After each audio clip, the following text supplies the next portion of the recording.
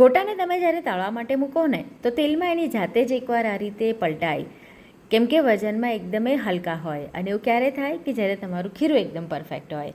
તો ચલો એકદમ પોચા જાળીદાર ગોટા તૈયાર કરીએ.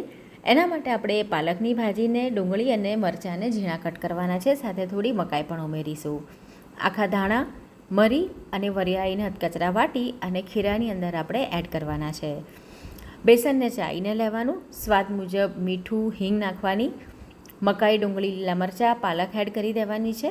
થોડી ખાંડ નાખીશું અને મિક્સ કરવાનું છે. અને પછી જરૂર મુજબનું પાણી નાખી આપણે ખીરું તૈયાર કરવાનું છે. ખાવાનો સોડા નાખી, લીંબુ નાખી અને એક્ટિવેટ કરી લઈશું અને મિક્સ કરવાનું છે. તેલ બરાબર ગરમ થઈ જાય એટલે આપણે ગોટાને તળવા મૂકીશું. અને ગોટા તળાઈને થોડા ઉપર આવશે ને તો એની જાતે જ આ રીતે પલટાશે, કેમ કે વજનમાં એકદમ હલકા છે.